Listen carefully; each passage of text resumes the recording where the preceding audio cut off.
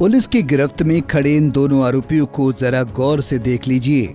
ये वही दोनों शख्स हैं जिन्होंने बीजेपी नेता अनुज चौधरी को सरेआम गोली मार दी थी।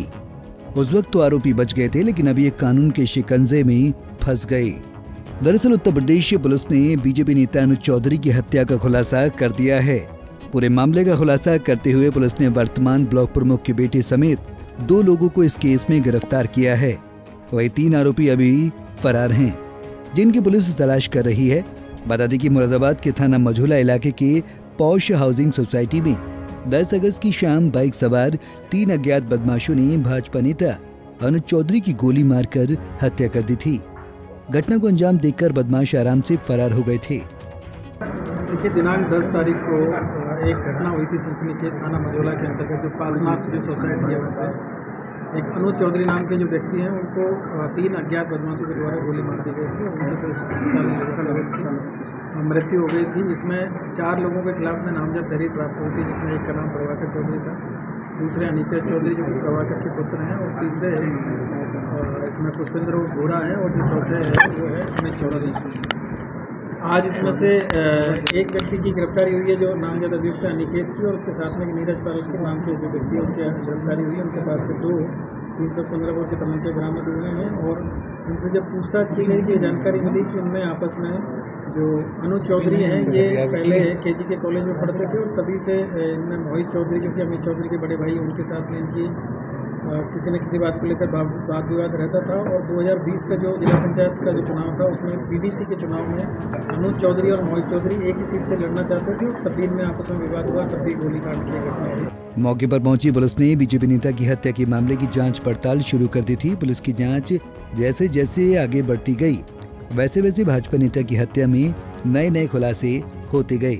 पुलिस की माने तो अनुज चौधरी की हत्या के लिए 30 लाख रुपए की सुपारी बदमाशों ने तय की थी। हत्या करने वाले बदमाशों को 6 लाख रुपए बतौर एडवांस भी दे दिए गए थे। इसके बाद बदमाशों ने 3 दिन की लंबी प्लानिंग के बाद अनुज चौधरी की हत्या कर दी थी, जिसका पुलिस ने खुलासा कर दिया है।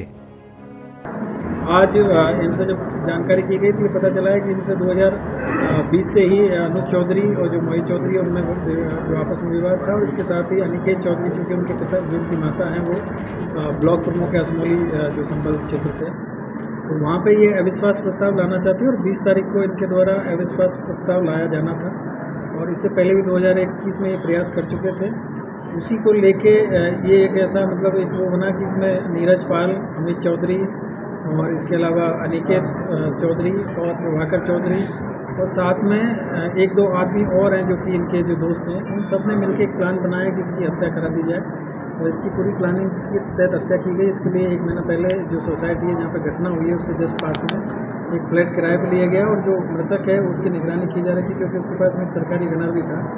तो ये इस मौके की तलाश में थे कि कहाँ जिस दिन भी ये अकेला रहेगा उसी दिन ये घटना करा दी जाएगी। उस दिन इनको एक अनुकूल मौका मिला, और इन लोगों के द्वारा ये उसके अपने दोस्त के साथ में वहाँ पे घूम रहा था, उसी दौरान गनर फ्लैट के ऊपर था, तो इन्होंने मौका देख के उस पर गोली चलाई और उसके वहाँ पे उन्होंने हत्या कर दी।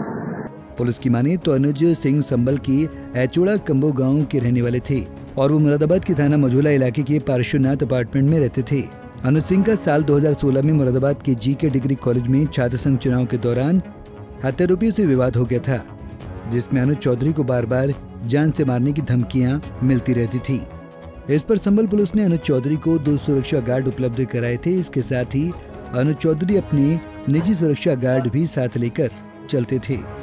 पुलिस की माने तो साल 2021 में ब्लॉक प्रमुख पद के चुनाव के लिए अनुज चौधरी चुनावी मैदान में थे, तो वहीं एक हत्या आरोपी प्रभाकर चौधरी की पत्नी भी ब्लॉक प्रमुख का चुनाव लड़ रही थी, और वो ब्लॉक प्रमुख पद का चुनाव जीत भी गई थी। इस हार के बाद अनुज चौधरी की हत्या आरोपियों से और ज्यादा रंजिश बढ़ गई थी। 2022 में अनुज चौधरी हत्या आरोपी प्रभाकर की ब्लॉक प्रमुख पत्नी के खिलाफ अविश्वास प्रस्ताव लेकर आए, लेकिन शासनादेश की वजह से वो अविश्वास प्रस्ताव लागू नहीं हो सका। इसके बाद 2023 में फिर अनुज सिंह ब्लॉक प्रमुख के खिलाफ अविश्वास प्रस्ताव लाने वाले थे। इसको लेकर हत्या आरोपी ने साजिश करके पहले सुपारी लेकर हत्या करने वाले शातिर बदमाशों से संपर्क किया।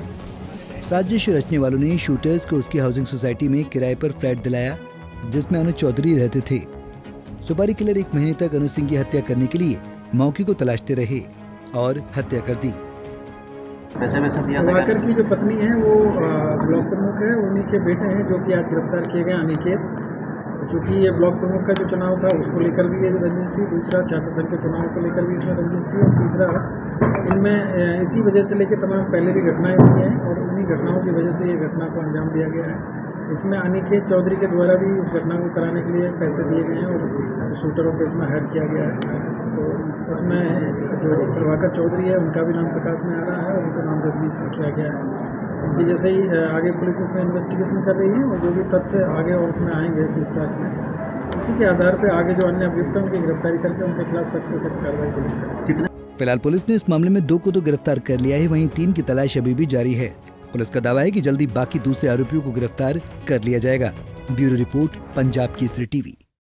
हमसे जुड़े रहने के लिए हमारे YouTube चैनल को सब्सक्राइब करें और नई वीडियो की नोटिफिकेशन के लिए बेल आइकॉन को दबाएं। अगर आप ये वीडियो Facebook पर देख रहे हैं तो लाइक जरूर करें और ज्यादा से ज्यादा शेयर करें। धन्यवाद।